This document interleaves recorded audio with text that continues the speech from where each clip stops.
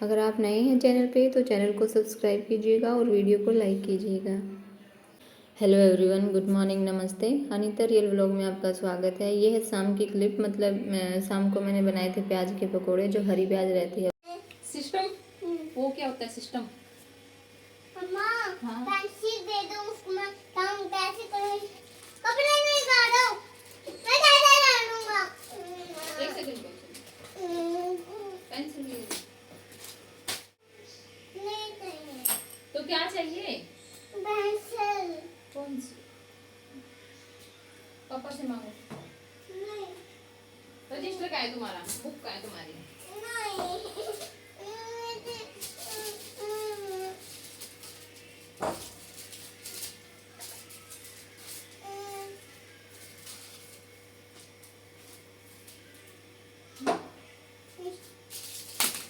इसमें क्या है? इसमें कुछ भी नहीं है।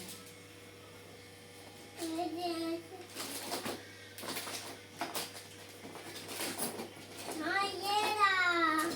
जाओ। पैसे दे दे। हाँ, हाँ। और कुछ नहीं है इसमें। मम्मा, मम्मी इसको पेंसिल। जब तक इसको कुछ दो ना तो ये बीच में परेशान करती रहती है। और आजकल को स्कूल का बड़ा ही क्रेज हो रखा है। मतलब टाई वगैरह डाल के कुछ भी बैग में डाल लेती है, थैली में। क्या चाहिए? और मेरे को स्कूल जाना है, उठती है 10 बजे, तो ये पॉसिबल नहीं हो पाता। नेक्स्ट सेशन में इसका एडमिशन मैं करवा दूँगी। तब तक के लिए इसको ऐसे ही खेलते रहने देती हूँ। तो सुबह कम से कम भी 9:30 बज गए होंगे तब मैं झाड़ू वगैरह करने लग रही थी। साथ में मशीन भी लगा रखी थी मैंने, और कुछ कपड़े मैंने भिगो के रख दिए थे। तो ये सामान जो रहता है ना, इधर ये डब्बे वगैरह में ग्रोसरी का सामान रहता है, तो इसके नीचे काफ़ी धूल हो गई थी। और काफ़ी टाइम से देखा भी नहीं था। कई बार क्या होता है कि सामान घर में रहता है और हमें पता ही नहीं होता कि है, और हम फिर मतलब उसको ख़रीदते हुए फिरते हैं। तो मैंने देखा एक बार कार्टून वगैरह में कि कितना सामान बाकी है, और थोड़ा थोड़ा दोनों में रखा था, तो एक में ही करके रख दिया मैंने। और ये शिका मेरी हेल्प करवा रही थी, ये डब्बे ऊपर नीचे रख के, और इसने सारे गिरा दिए ये ऐसे करके।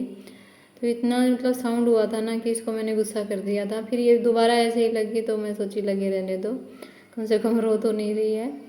तो फिर इधर से मैंने झाड़ू मार के और फिर पोछा भी हल्का सा लगा दिया था।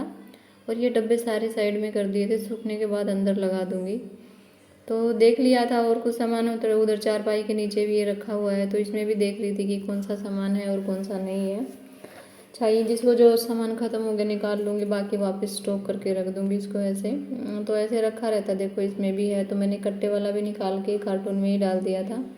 कपड़े रखे हैं चेयर पे धुले हुए, बाद में तय लगाऊंगी। और इधर देखो ये इसमें बकेट में वाइट और मेरे कपड़े हैं, इधर सॉक्स वगैरह हैं, और मशीन में सारे कपड़े लगा रखे हैं जो कम मैले रहते हैं। और साथ ही मैं फिर झाड़ू लगाने लगी कि जब तक कपड़े धुलेंगे अपना पोछा भी लगा दूँगी।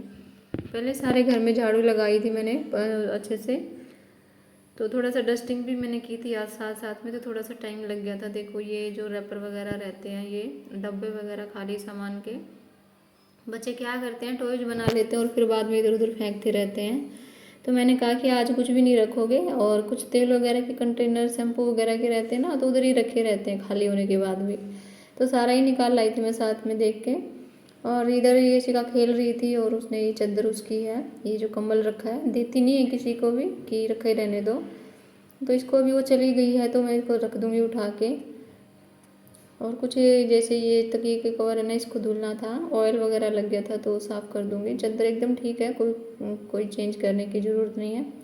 तो जो कागज़ वागज़ थे उनको मैंने झाड़ दिया है, और ये कर दिया मैंने बिस्तर को भी सेट। तो देखो साथ साथ करते चलते टाइम लगता है, ऐसे नहीं है कि झाड़ू झाड़ू निकालना है, साथ में डस्टिंग भी करनी होती है, सामान उठा के भी रखना होता है। और देखो ये शिका ने उस डब्बे को फिर से उठा के रख लिया कि ये मेरा टॉय है, इसको क्यों फेंक रहे हो। साथ में मैंने इसको कुछ चॉकलेट और कैंडी दे दी थी, अपना खेलती रहेगी खाती रहेगी। तो 2-3 बार उसको ऐसे कुछ ना कुछ देते रहना होता है, नहीं तो वो रोती है फिर दुकान में जाने के लिए।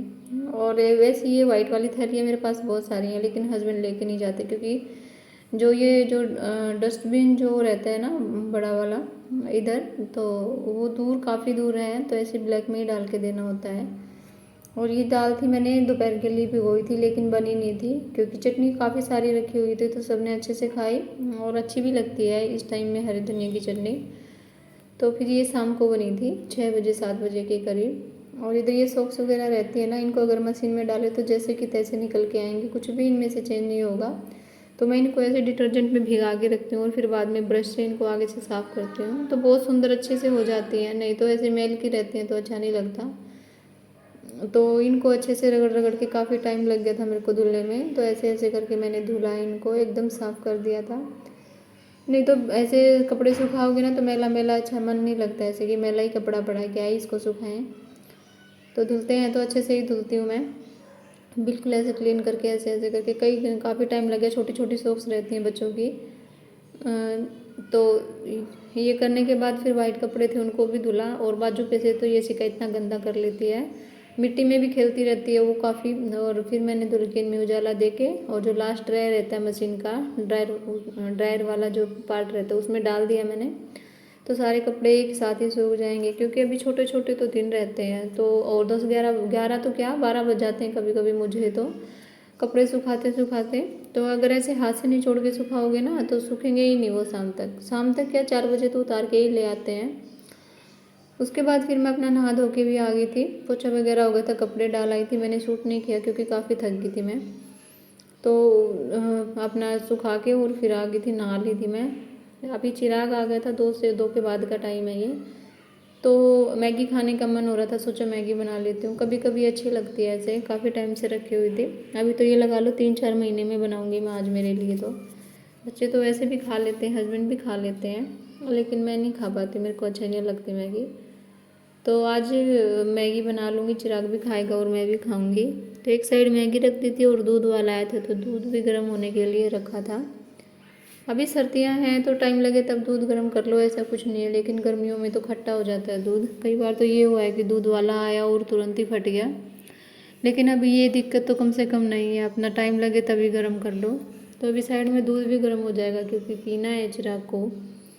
स्कूल से आने के बाद दे देती हूँ, बच्चे के हाथ पैर थोड़े से मतलब ऐसे सिकाई हो जाती है दूध से।